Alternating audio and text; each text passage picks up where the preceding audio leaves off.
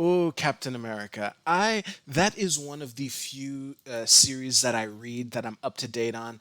Every now and then I fall a couple issues behind, but right now I'm actually up to date. And when the latest issue of Captain America came up last Thursday, there was something in it that made me say, "Oh, geez," out loud. I was initially going to talk about this in the opening show at Chit Chat.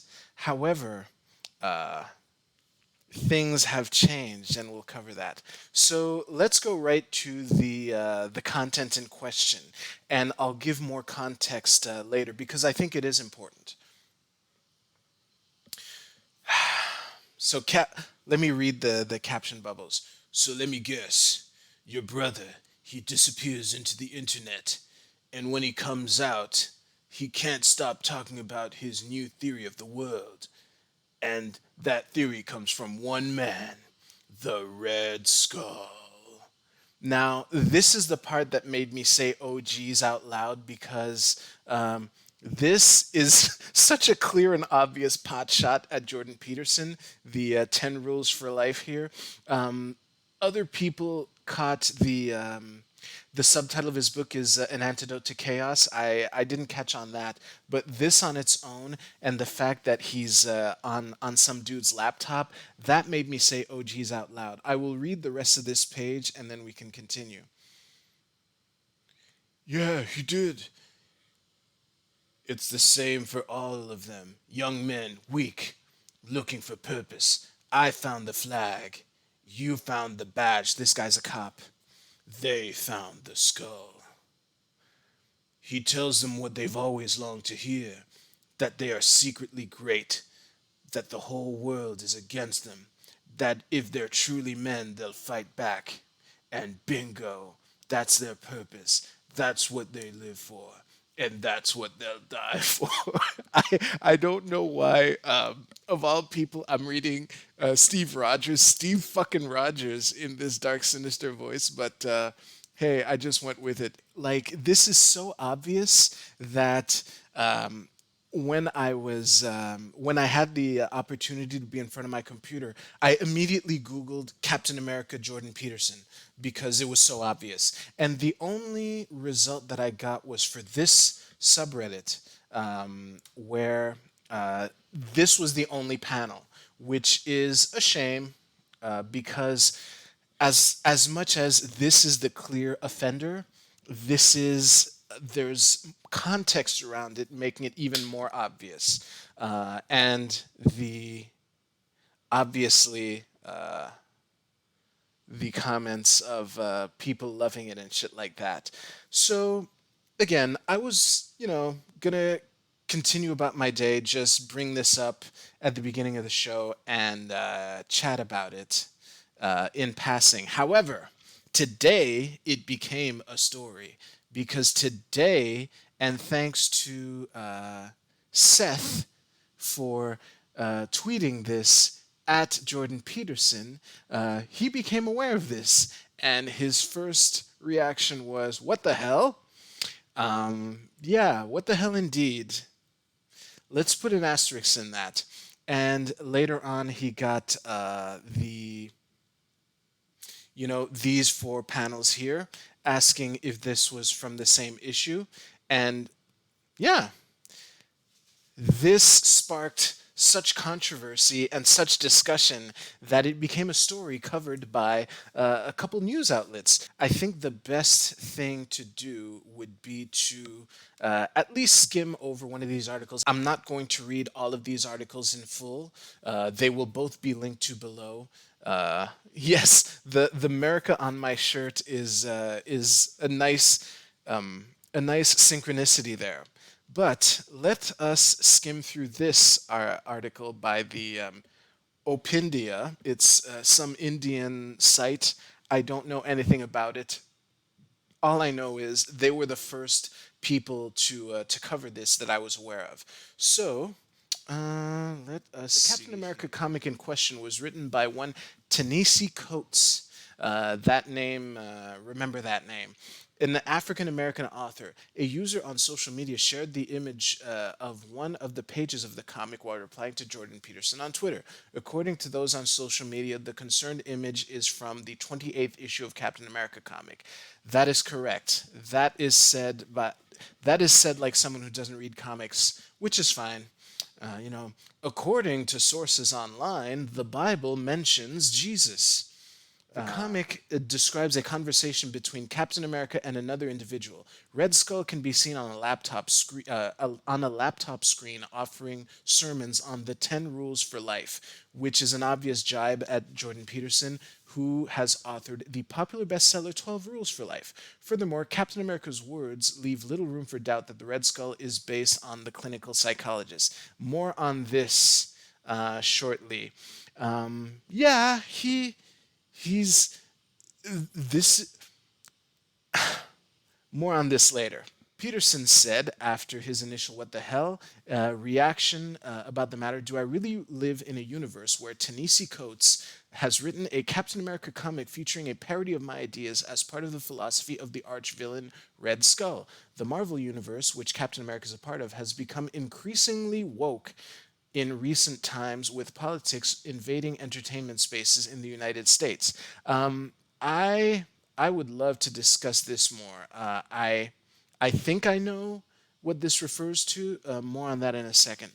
It is not the only one which comics have become overly politicized, with Star Wars franchise and others traversing a similar trajectory. Now, here's the thing.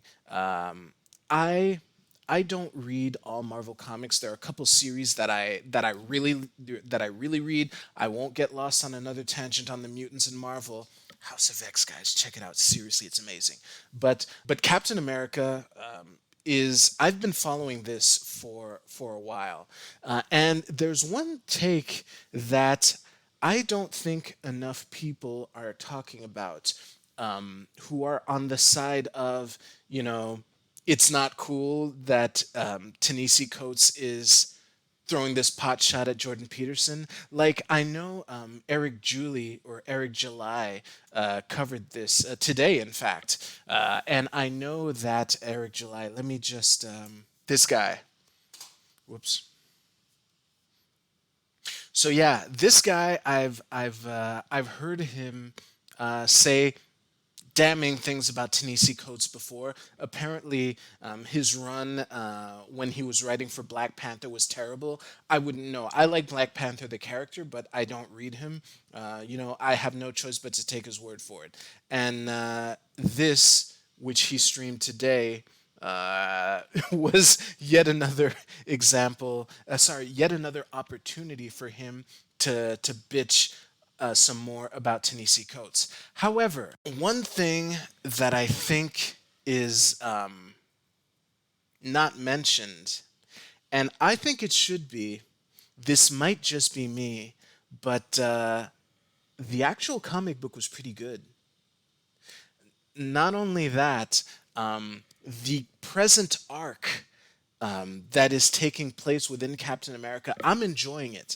And although this obvious pot shot at Jordan Peterson, which made me say, oh geez, out loud, there is no context that would make this not a pot shot at Jordan Peterson. However, I still enjoy I'm enjoying this arc. So just to put more context, and actually let me bring just to summarize without going into too much detail. So this police officer here, whose brother is in the hospital here, what's happening is Hydra and the Red Skull and these nemesis of Captain America, they are organizing a campaign to destroy the symbol that is Captain America, and not just like kill him, because we all know no one dies in comics. But even if we could, that is what's taking place. So what was happening that put that cop's brother in the hospital was, there was like a bunch of protests that were organized by a bunch of rivaling factions that were all like angry, and basically Steve got baited into showing up at that event, and he wanted to break up a fight, but he ended up getting caught up in it. And there were a bunch of bad people and Hydra people like filming it to use for like propaganda to actually attack Captain America the symbol, not Captain America the man. And this is what gave place to near the end anyway, this rant here by this guy is actually the Red Skull. This is the Red Skull without his mask on, okay? And try German accent. Yes, all these men languishing amid American decadence and mongrel hordes, no more they shall find their purpose, as we all do, in sacrifice. And when the brightness of death itself shines upon them, then they shall see the true meaning of their vanishing lives. It's all happening now. The skeleton crew is ready. And in the capitals of America, the others are gathering.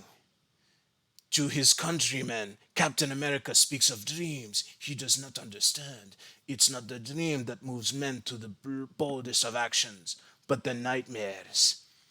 Show a man a world that might be, and for that he will give 10 lives, but threaten him with what he might become, and well, this man will take 100 more. For dreams men die, but for nightmares men kill. That's what he said in the following page. So this is like just an example of that arc, and I really enjoy it. But this is a good time to move on to another article that also covered this story. I was looking to shitpost my audience. Let me just refer you to the Mary Sue. Uh, Jesus Christ. This illustrates a point that I want to make in a second. So, first of all, the the subtitle. Have you tried not being a Nazi? Hmm? This I don't want to read this all, but let me see if I can find some nice quotes here. Uh, Actually, no. I think the first paragraph will be good. Canadian. I'm gonna read it like a Valley girl, okay?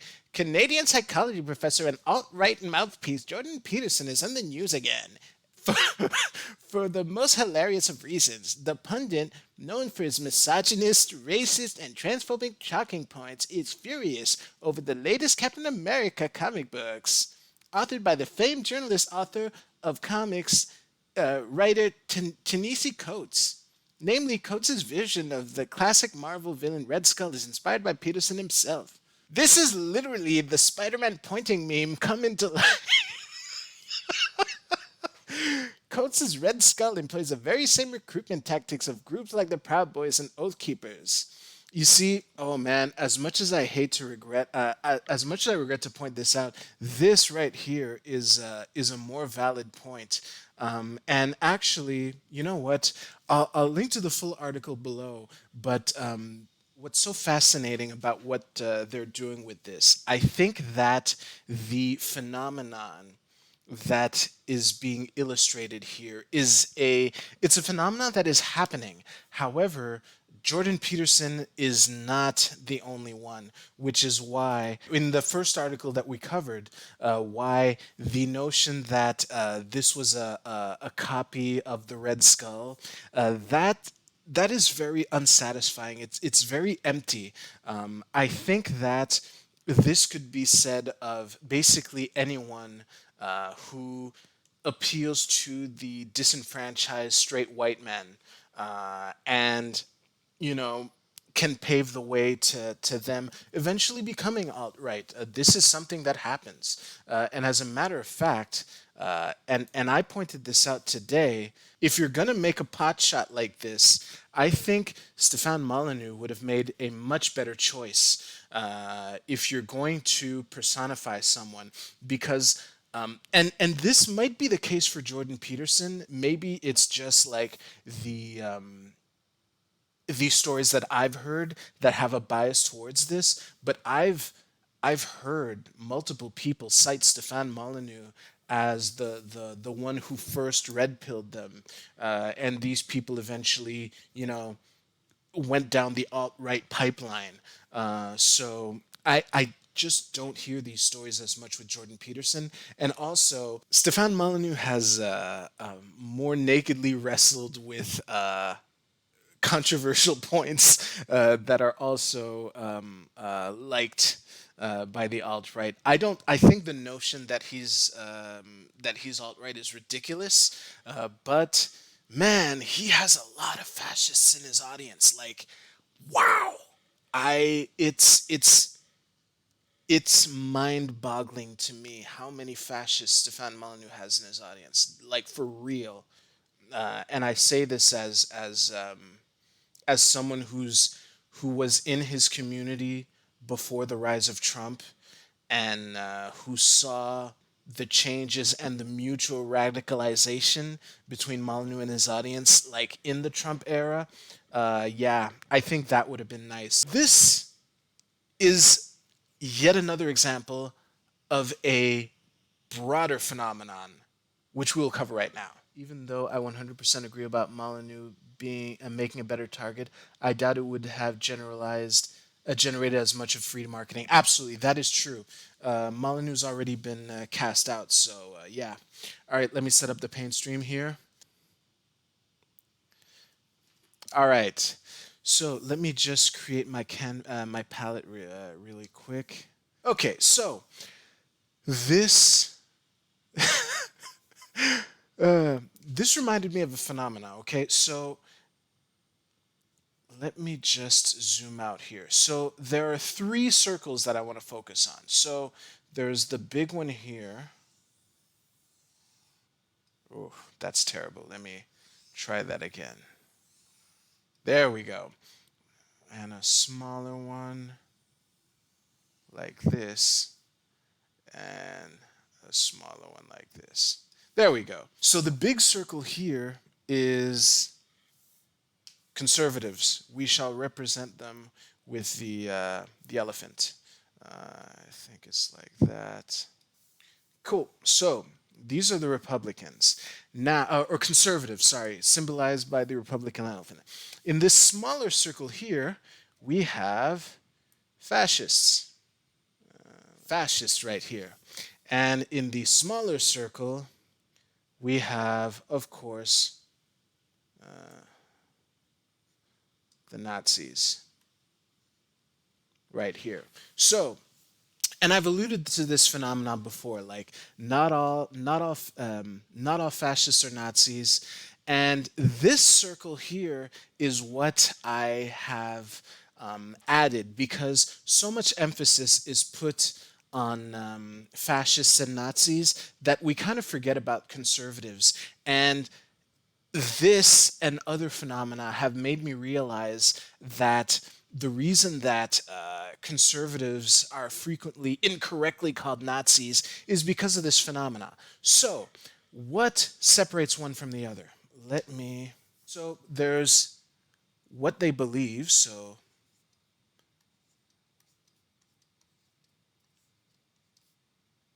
like that. And where's the line tool? Is that it? Yes, it is. Cool. And what do we do? Okay, so in this broader circle here, I think that for the purposes of this dissection, conservative and fascists, and technically Nazis as well, have one thing in common, which is things were better in the past. Let me, yeah, like that. If we turn back time, it's going the other way. Yeah, so like that. And let's put a big heart around it. No, this sucks. There we go. So things were better in the past. And before I continue, there's one thing that I want to to point out the whole not all. So, it's a spectrum. What I want to point out is that you're not necessarily 100% in these beliefs. So you can, when the reason I'm pointing this out is because when people say that things are better in the past, things that people are usually talking about, or sometimes, is things like race mixing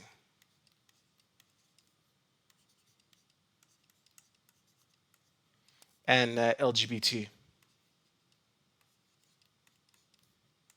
right? So not all kind of refers to this. Like, not all conservatives believe that race mixing is bad. I would say fascists and Nazis more so, but yeah. So conservatives, all of them believe this. The difference between conservatives and Nazis tends to be what we do about it. So, on the side of conservatives, it's more education, preaching. Let's draw a guy behind a lectern here. That sucks. There we go. Like that. Let's give him a tie or something. And he's just talking.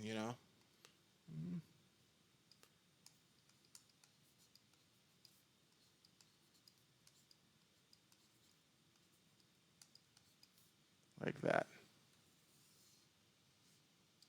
And preaching and that kind of thing.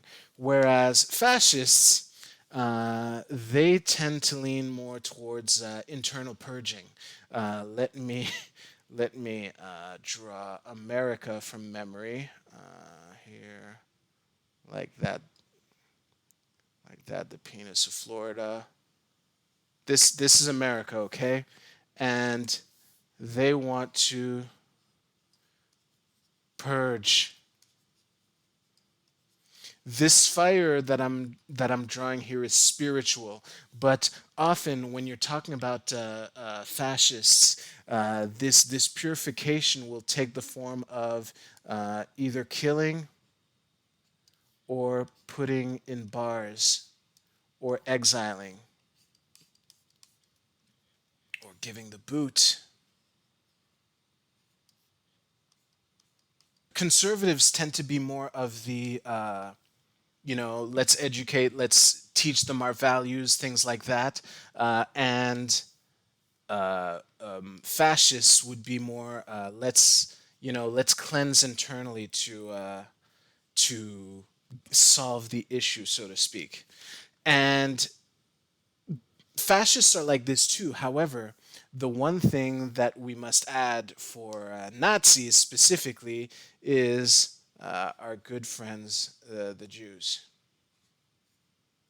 There we go. That'll do. This kind of illustrates, let me zoom out even more here, why it's easy for people who ignore nuance to conflate Nazis, fascists, and just run-of-the-mill conservatives. Uh, Evo, is the implication that conservatives have a monopoly on fascist and Nazi tendencies, as opposed to the idea that fascism or worse behavior patterns can also pop out of liberal progressive groups? Okay, it depends what you mean. Like the definition of fascist that I'm using would kind of only apply right of the center. So and just to summarize it, and I have a previous video of this where I covered this. Fascism is an ideology that talks about how man has fallen from grace through degeneracy, and to solve this, we must purge internally, and that tends to be reactionary, right of center. So that's why, for me personally, if because another reminder of how we do things on this channel, you can't read people's minds. the best you can do is make informed guesses or deductive reasoning of what they believe, and you do that through consistent patterns of behavior, or you watch for red flags. So, what I would do if someone in my network, I caught them making a joke that I considered was a red flag, or whether I caught a consistent pattern of behavior which led me to believe that they might be a fascist, I will tend to ask a very pointed question like, do you think being gay is degenerate? Most fascists are not dumb enough to answer honestly to that question, but just watching them struggle with that question will usually give a clue as to what they really think. So yeah, I think that, and I see your point, Evo. Like this part right here of purification, killing, imprisoning, or giving the boot. I can see these kinds of solutions, these kinds of what should we do to be, the far right, sorry, the far left as well. Absolutely. I see your point. However, I think for that you would replace things are better than the past with things are shitty in the past. I think it can map, but in this context, I'm really talking about conservatism, fascism, and Nazism. So another point that I've made before on this channel is that it is extremely no. Let me hedge that a little. You got to be careful who you call a Nazi, because a common trope that Nazis will say is, well, the left calls everyone a Nazi.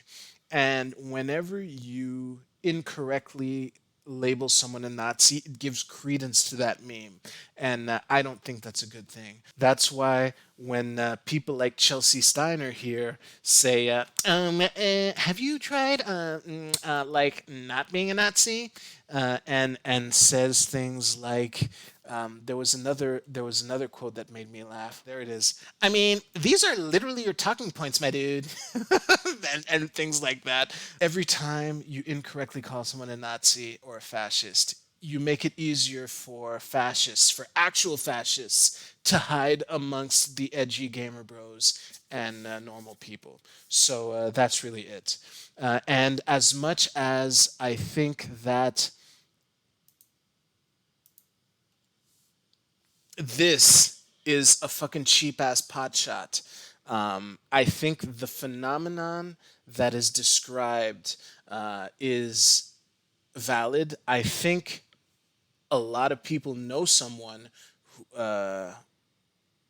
maybe not those watching here, but I think it's there are examples of this where you know some 21-year-old straight white dude feels disenfranchised, and the left is like woke scolding the fuck out of him, asking him to apologize for his whiteness, asking him to apologize for his straightness, asking him to check his privilege, and on the right, they'll just welcome him with open arms. And it starts with the you should really work on yourself, and then depending on a bunch of factors, it can lead to, well, those trans people, they kill themselves a lot, must be a sign that they're mentally ill.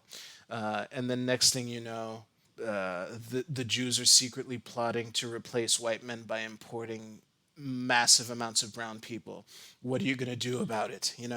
And I think the something we can do to hedge against that is to just be mindful of whether we're talking about run-of-the-mill conservatives, Nazis, or fascists in the middle.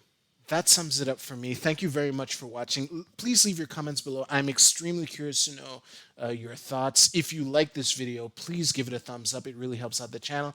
I do these streams every Tuesday night at 10 p.m. Eastern. You could be here right in the chat, and I'd love to see you there.